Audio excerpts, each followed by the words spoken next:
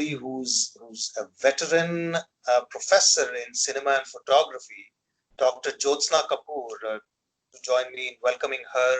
She was my professor actually, and she continues to teach as chair and professor at Southern Illinois University in Carbondale in the US.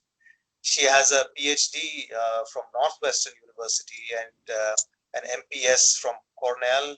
She is her research interests are very varied, but she's also a critical scholar, thinks critically, writes critically, and she's written books, um, including one on India actually, and that's going to be very relevant because today she's going to be speaking to an Indian audience. So welcome, Jyotsna, to this session, and it's a pleasure having you. Thank you for taking the time. Thank you, Shashi. It's great seeing you on the screen, at least, if not in person. Yes, great seeing you again. So jumping right in, Jyotsna, one of the things that, of course, you are known for is film appreciation and film critiquing, because that's something that you also teach at SIU. But if we can go back a little bit to more fundamental stuff about what somebody who's not really aware of not just the techniques but the aesthetics and ethics of filmmaking, how would we go about, or how would you go about defining that for example, a younger class that has very little exposure to or to filmmaking or even film appreciation? So, first of all, I would suggest that we use the term cinema instead of film. Film being very much related to a medium, but cinema actually refers to a perception, to an experience. And in that, cinema comes actually in the long line of human art making. So human art making is like play, that, when children play, children will play at being father, mother, doctor, and so on, right? So through playing, they understand social roles as well as how to change them. When we look at art, one of the impulses in human art has been we make art as a way to get to know the world and to change it. It's a form of rehearsal. So I want to take us back to the cave paintings, which our ancestors created. And in those caves, when they were drawing the hunt on, inside the cave, they're preparing for the hunt. They're imagining in advance that they will be successful, they'll be victorious, and that's where cinema comes in. Cinema is a way in which we both come to know the world by filming it as it is, but we also imagine it in advance. And there are two terms that I'd like your students to know. One is simulation of reality.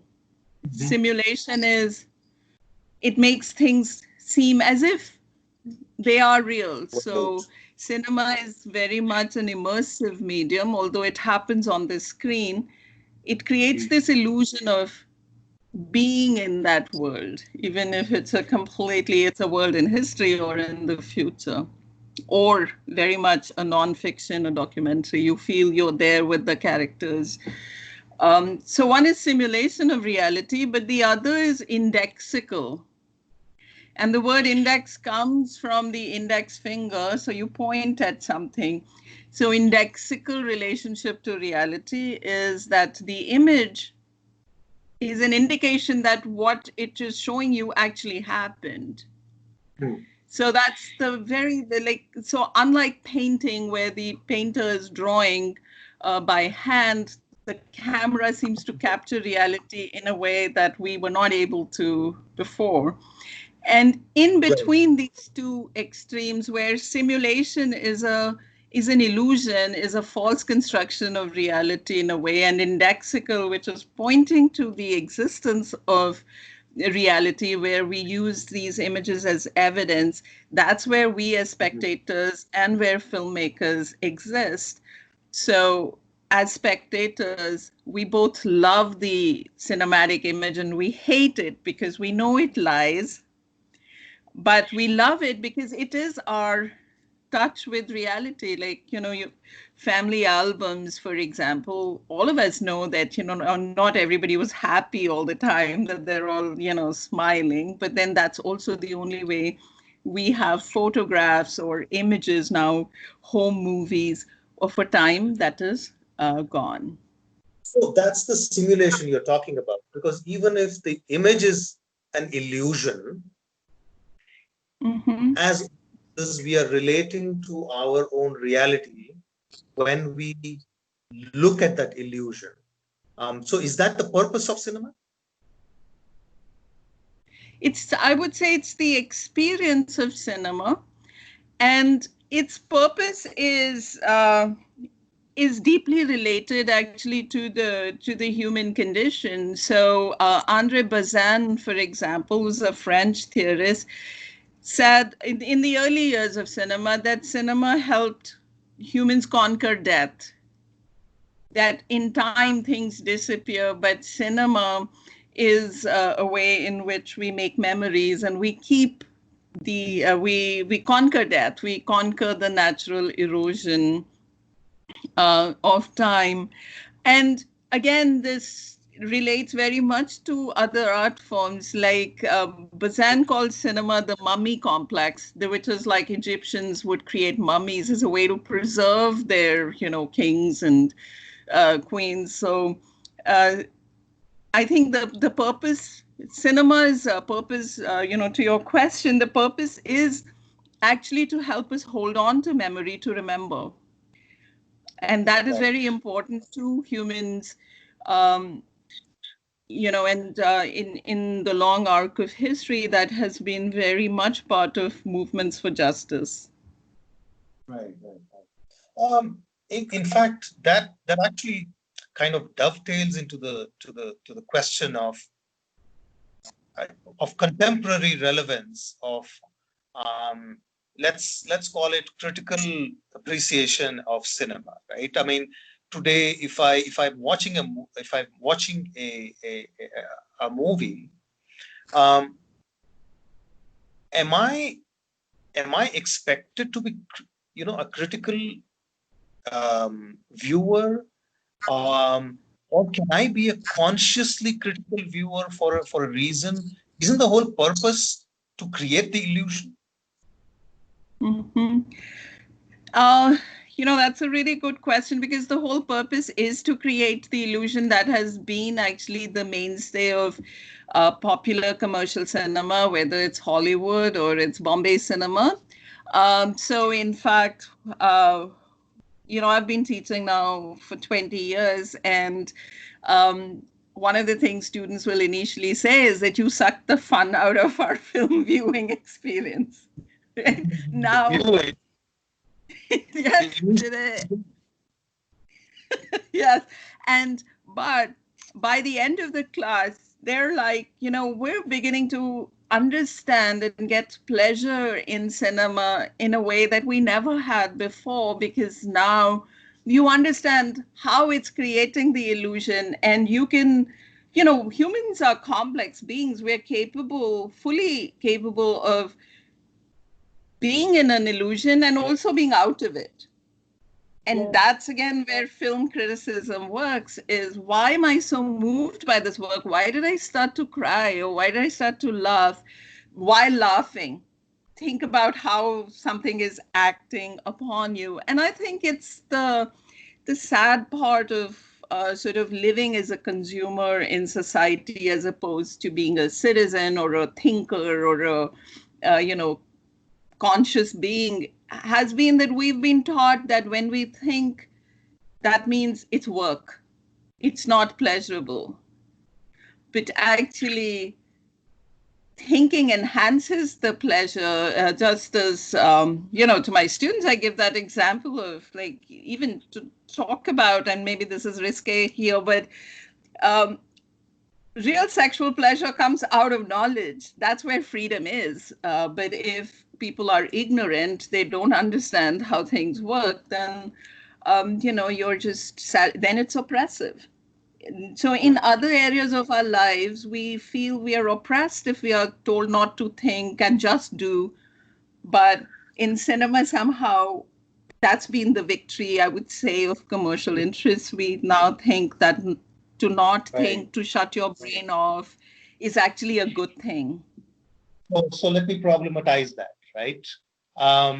So you're saying that if we are not thinking, it's a form of oppression because we are being sucked into something of somebody else's reality, which may or may not be true, or which may or may not be real, or which obviously the the truth of cinema is that it is just one of the perspectives.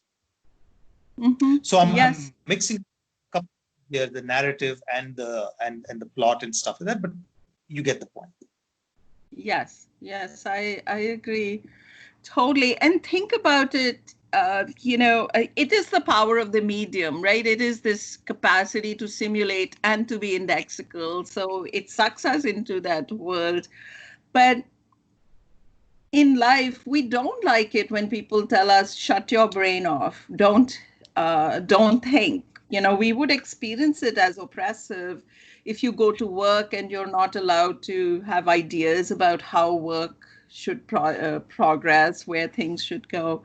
But so it's a kind of it's this candy that's, in some ways, and that there I think the equation of cinema and a drug actually makes sense. That it seems pleasurable to give up our freedom, give up our ability to reflect on the experience that we're having. And there I would equate it again to like the sort of religious fundamentalist kind of experiences where again you have to just participate without thinking, without questioning, without trusting your own instincts. So you're giving up freedom quite easily, which is, I think, something really worrisome. And we should, that's the purpose of education, is to guard against that you don't give up your freedom. So that brings us to a slightly more, let's say, technical couple of terms, which is framing and composition. Because if you are going to talk about a perspective, you're literally setting up a perspective because your framing and your composition actually sets that up for us. And then, of course, you have the various, sequences of editing and probably even camera if you want to bring that in.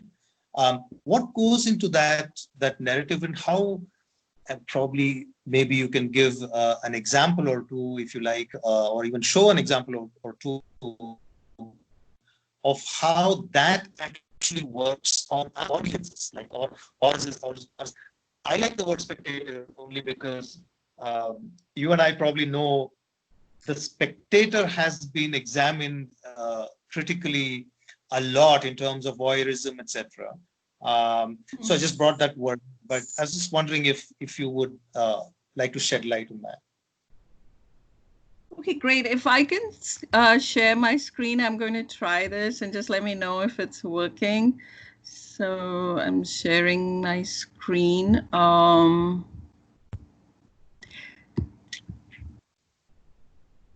you see this, Not yet. Shashi? Not yet, Jyotsna. Have you started sharing? Yes? Okay, let's try. So I think we rehearsed, so it should come up. Sometimes it just takes a while. Okay. There you go.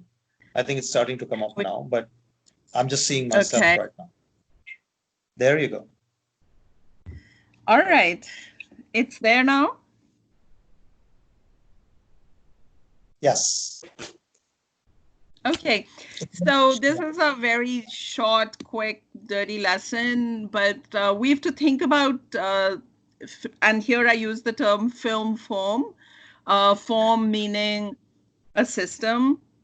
And so the cinematic is constructed by certain artistic, aesthetic elements. And I know you talk about this with your students.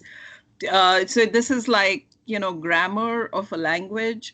And there are 5 basic elements of this of film form: mise-en-scène, cinematography, editing, narration, and sound. Um, and in fact, some people have described cinema as the total art form because it actually combines many art forms. So mise-en-scène comes to us from theater and architecture. It sets the scene. And there cannot be a film without mise-en-scène unless, of course, it's animated. So even documentaries, the most, even surveillance videos and so on will have a mise-en-scène. Cinematography is what is unique to cinema. It is what is done by the camera, but again, it relies on painting and other visual traditions. That's why you see cultural differences in cinematography. Editing, again, something really unique. Actually, I would say editing is what's most unique to film, in that it brings together time and space it brings it together seamlessly on the screen. So we see parallel cutting, and you see close-ups, and you see things go in and out of focus, all of that which we wouldn't see in real life, but that creates this cinematic illusion of reality, which is which comes very close to the mind. It comes very close to how memory works, flashbacks and flash forwards, and things freezing in time. um, so I think editing is really unique to cinema, and it's changed our perception as well, how we now use the term flashback to talk about memory. And narration is how the story is told, how it is structured, in whose voice, whether we're going to be creating suspense or is it surprise? Does the audience already know the ending or not? And that, of course, comes from literature and poetry. And sound, which is actually the least in some ways studied, but has deep impact because we're not aware of its working. It's the most kind of subtle or unconscious um, element in cinema. So when we look at films, or we look at filmmakers or film movements, we study the ways in which they have worked with all 5, and there are infinite number of combinations that are possible in this range. So I just, to go back to then how some of these elements would affect how we understand a scene, how we enter into the world of film. And that's what's important, is how does a film make you feel? Because the effects are actually physical, sensual, like, horror films create a physical impact different from comedy, for example.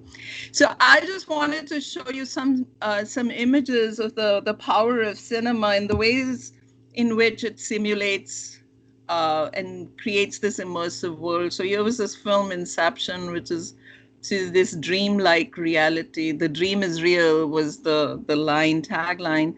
And you can see how malleable the world appears, right? Which is how the world appears to us in our dreams. You can be in multiple places at the same time. You can move from one reality to the other. And this is the seduction of cinema. This is why we go to it again and again, is to experience reality itself as changeable, as malleable. In this scene in the film, again, this is from Inception, the train just comes into, this street with cars. Um, Again, from Inception, but we've seen images like this from Lebanon and Beirut and so on. So when you see films, also be thinking about how it is the imagery of a certain time, the time that we live in. So read them like collective dreams. That's been another very productive work that cinema studies has done, is to read these films as as showing you what life in a particular period was. So historians of the future will look at these films, and they can discover in them this sense of individuals feeling lonely, isolated, powerless in a world that was kind of totally, it seemed to disappear in front of them. Um, there were also just um, when I said cinema is indexical, that it indicates the existence of reality, but it's also, reality is not simply what we see, but it's also psychological. It's how we experience reality. And this is a shot from a film called Mavian and Rosa, My Life in Pink. It's a French film. It's about a transgender child. Um, and so this is now from the child's perspective. The entire film shows you things and the whole world. The mise en scène is from the perspective of the child. When we get into the child's mind, as it were. Talking about cinema as a historical artifact that, future historians will look at, we look at early cinema to understand that century. For example, very famous, well-known international figure, Charlie Chaplin. He's to the left. He, was the first hobo. He's wearing these loose pants. His stick is curved. But what he was doing was he was mimicking this new class that had emerged in the 1800s, the managerial class. These were we can forget this now, but we've forgotten this now. But the suit was a new thing, and it represented a class that did not work with its hands. So on the right, I have this image from Harper's magazine from 1867, and this is an advertisement for a suit, and you see this very Victorian gentleman. And what you can see, it's really obvious. The first thing that would strike you in terms of the differences is how the Harper's ad is vertical. Everything is pointed and goes towards the top. From his pointed shoes to his hat, everything is going upwards. And then you see Charlie Chaplin mocking that, and everything is bent, it's low, it's moving towards the ground. But what Chaplin was mocking in that figure is, like, he was saying these people are lazy. Actually, they just sit there and they wear these clothes, and why can I not just wear those same clothes and not work? That was sort of his tramp-like figure. So all of this is, I think, to say that cinema is really like it's an archive. It can be, and it's very important to have that historical consciousness when we're watching films, to know that we too are living in history, and we're creating these images. We create these images of ourselves to document our personal lives, but then this is also, these images reflect a collective life. Cinematography literally means writing and movement. So graphic is writing, and cinema is movement. So the moving image is very, I think, is very key to the illusion, the cinematic experience. That unlike a painting or a still photo, these images move, and they seamlessly seem to go from one scene to the next, and creating this reality for you. I know, Shashi, you do all of this, the slow motion or time lapse or high speed, so I'm not going to go into that, but it's just this, in this image you see those things just flying uh, in the back of these characters, but the characters in front are just sitting there, which is a very dreamlike experience, right? But it's also an experience that we all have in moments of great change. It seems things have frozen for you, but everything else around you is flying at high speed. So again, it is tapping into cinema, taps into our That, subconscious. Sorry, go in fact, ahead. it happens, doesn't it? I mean, when we feel that everybody is changing, everybody is moving around, and I'm here somehow despairing about something that's not happening to me. Mm-hmm. This really represents that. And it could be interpreted in both ways, both positive as well as negative, depending on where we are at. Right, exactly. We are in such a moment right now. For example, we're all, those who can afford it, we're staying at home and participating in conversations and in life from the security of our homes. But things are, in this country, in the US, we have a very engaged public fighting against police brutality, especially on Black people in this country. Or in India, you see all these images, I mean, of migrants walking and so on. So the world is really changing, and I think that's where we have to be aware of how cinema works, like you're saying, at multiple levels. One is we're following the story, but that's not all. It does tap into these experiences that we are having that are outside of just that individual story. And that's why if you go to films with your brain shut off, you're not going to understand yourself better. In a way, when you say, Right. why, like you just said, it feels like everything else is moving around. If you're not aware of that experience, which cinema has actually, this particular scene has instigated for you or made you aware of, you're not going to know that you are living in such a time yourself. Right? So one And of the that means things, yeah, right? it means that So you're in going to cinema, live vicariously, right? right, You're going to live through someone else's experience. You're not going to taste life for yourself, as it were. So you're using cinema as a substitute for living yourself. And that's the big danger, I think. But again, the good point is, like, the positive side of this is, by being aware, if cinema makes you aware of an experience that you yourself are having, you're going to be a richer human being. Um, I'm sorry, Shashi, you were saying something. I just talked over you. no, I wasn't saying anything.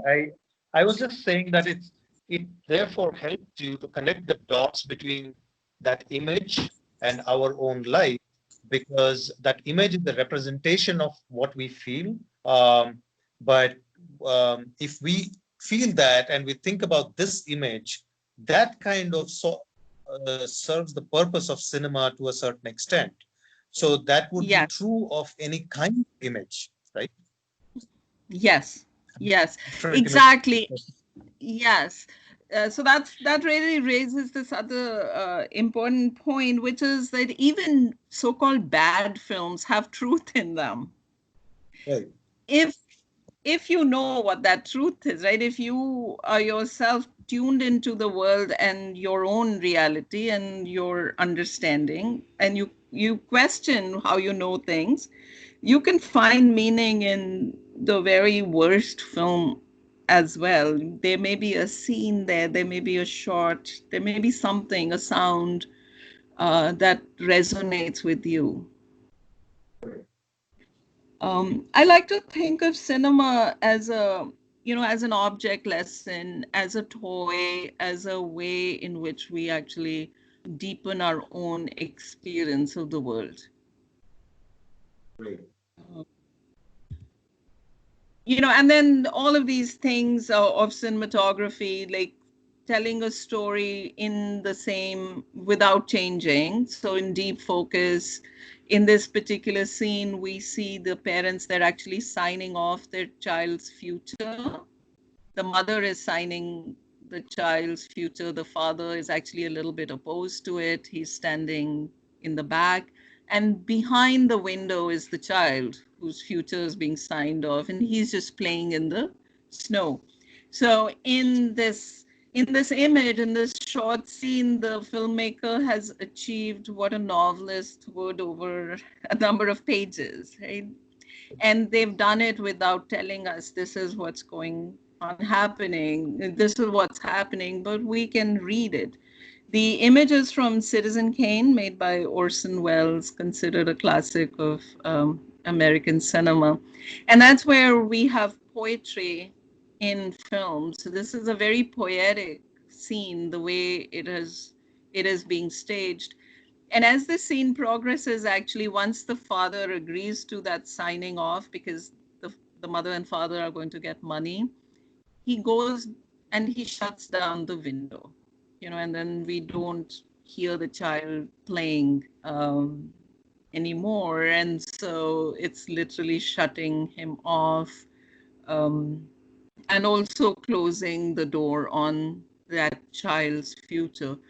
So it's very poetic, and that's another thing. I think we should be looking at images. Like, cinema enhances our sense of poetry. It teaches us to read beyond just what we see, and hear beyond just what is the most obvious, but that there are metaphors in the world. So Right. yeah, these are just examples, of how Uh, stories are told. Go So ahead. on that, I just want to say one thing is that in that scene that you showed us, and as well as other, I'm sure every other scene that we are going to see is also probably it's poetic in another way, because it reminds us of the other word that you use, which is it's a metaphor for something. If we connect the dots, for example, the deep focus, this showed where a child, which is not even seen in the foreground, which is, uh, you and I will call that I don't know, subaltern, a, Mm-hmm. a or a group of people who are completely not in the transaction at all, are the product of somebody else's transaction, right? So, so that happens a lot in our society, right? I mean, you were talking about the 90% who were walking 1,000 kilometers home. That would be one scene that would be such a, and we see it in television on television all the time. It would be such a powerful imagery, because it's also a kind of a metaphor.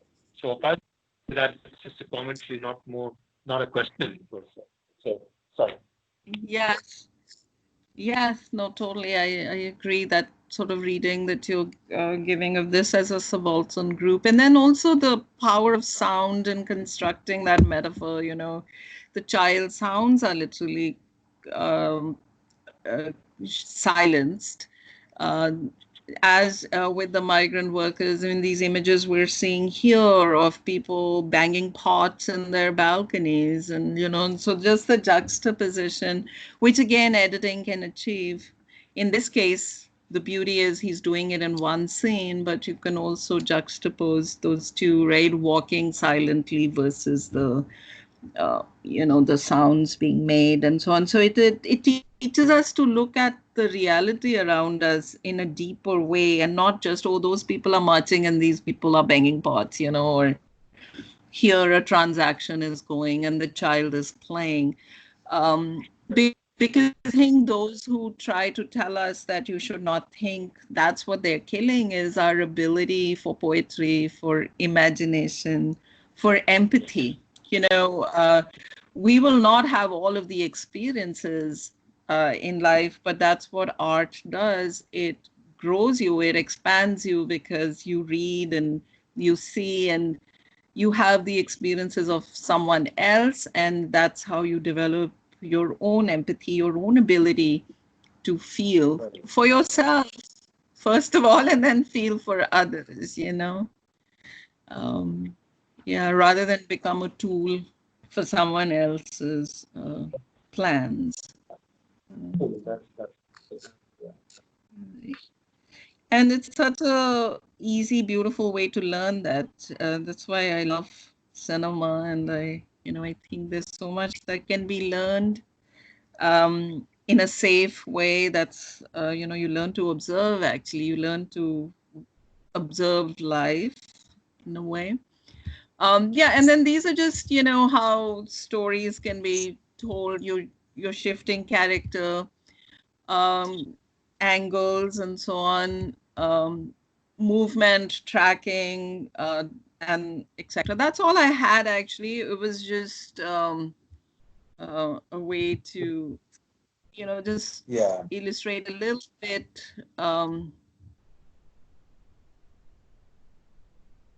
about the power of film, as it were. So, well, thank you for that. I think from a filmmaker's perspective, what goes into telling that story um, is something that a spectator need or need not know. But I think the interpretation of what they actually see on the screen is probably going to be very different for different people. Isn't that also true? Yes, that's absolutely true. And that's why I believe that interpreting is, I don't know whether you can say as creative, but it is an absolutely creative act, because in interpreting, you sometimes discover meanings that the filmmaker didn't intend, or, because they also are living in the same world and they put out their imagination, but the interpreter, the critic, will take out meanings that are, were implicit or not thought out. And we will all interpret films differently based on where we are. And that's why it's also quite powerful. A film becomes real when when it is seen by spectators, and they will come to their own meanings. They may reject it, they may accept it, they may accept part of it. Yeah. So, in fact, one of the words that you just used has probably a more literal connotation, which is that you said where to be used, and I think that the location itself, or the geography and the cultural background that we come from, Hollywood films, for example, are a big hit these days in India. Even among people who may not speak English that well, and uh, uh, you can probably see the effect. I don't know, globalization, for example, for better or worse. We are beginning to see the point of view of a protagonist from the West without actually having lived that experience, that location, probably, I don't know, in the ghettos of New York or whatever, or in the expanse of the wild West, whatever. But we still make our own meanings out of those of those images. That is the other kind of diverse interpretation that people have. And for example, the Citizen Kane scene that you showed, that could be anywhere. I mean, that need not be I mean, so long as we understand what transactions are and how they happen, I think that could be just simply a metaphor for what happens in any, I don't know, political or social um, kind of a location. Mm-hmm. So that was my thought on that. But yeah, I mean, we are 40 minutes into this conversation, so I think um, we need to let you go so you can have your breakfast and get ready for the day or whatever you're going to do. But I thought this was such an interesting um, and more and a very thought-provoking conversation, because I have a feeling that we're all going to go now and look for images and films and try to interpret them in our own ways. It just raises that bar of curiosity that I think is so important for a lesson in media literacy. We cannot possibly do without the mention and exploration of what cinema is about and what moving images do to our interpretation of our world per se. For that, Dr. Jyotsna Kapur, really thank you from the bottom of my heart for being an expert on this session and taking valuable time out of your schedule. So I think we all now know um, all those awards that you won and all the books and book chapters and everything, the hundreds of pieces of research that you've done um, are, are coming from somewhere very deep. So we would love to hear more from you at some point of time again. But until then, thank you very much. Thank you, Shashi. Before I go, I just want to say two things. One is that Indian cinema is deeply poetic. I, in fact, say Hollywood has very little poetry, that it just directly shows you what it wants to show. And Citizen Kane is one of the more poetic films. And the other note that I want to end with is just the power of cinema, that these Black Lives Matter protests that we're seeing, a large part of that, and they're also multiracial. There's incredible experience now of solidarity amongst young people. It's teenagers who are leading many of these protests, like actually high school students. And one of the important things in this has been the videos that people have made of police brutality and released it. And so, George Floyd's murder, basically over the 8 minutes, 45 seconds, which you're seeing is because it was videotaped by a 17-year-old young Black woman. So I think cinema can play we're seeing it play a very big role in these social movements, like it did during the Vietnam period when uh, people actually saw the footage and then they were just out on the streets. So, but thank you so much for having me. And I'd be delighted to talk with you again whenever.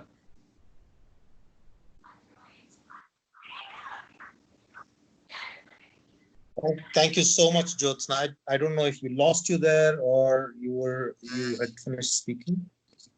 Okay, so I there think you I go. finished. Um, yeah, so we'll allow that video in the end of what you're saying. But again, thank you very much. Have a good day. Bye bye. Bye.